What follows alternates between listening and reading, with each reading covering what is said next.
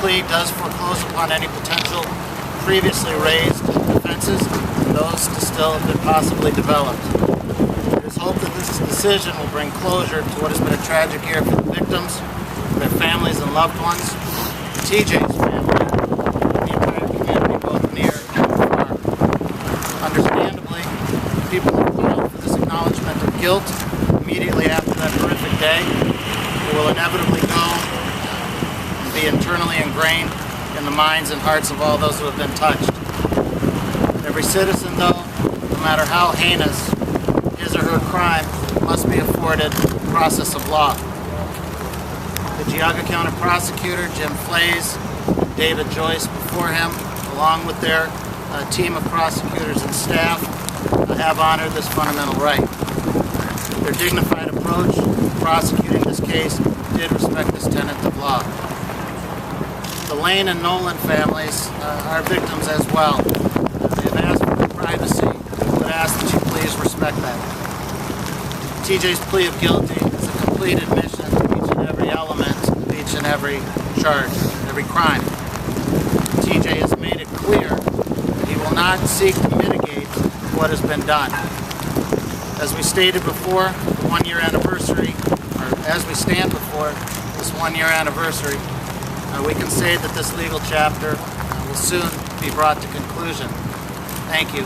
Ian, could you explain the why in this? Why is it that TJ Lane decided that this was the time, this is what he wanted to do?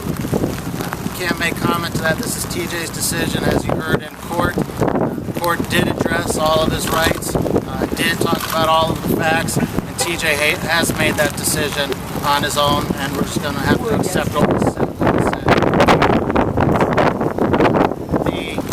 I think we're just going to have to rely upon what was said in court by TJ in response to the judge's question. I think it does speak for itself.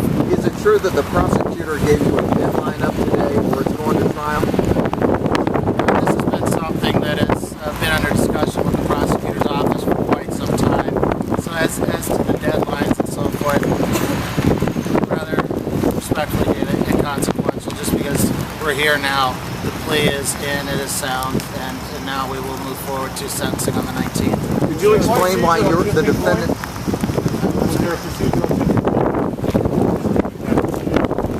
It's just TJ made a decision, and here we are. Ian, could you explain why the defendant said he was high or stoned? The question is, why did he shoot these people? And I can't answer that. That'll be a question that TJ, the answer to, and maybe addressed at sentencing and may not. I think we're just going to have to accept the fact that today he did take responsibility for his conduct on the 27th of February. Will he address the families of the 40? Again, he's indicated that he will not be moving to mitigate his damages. It's likely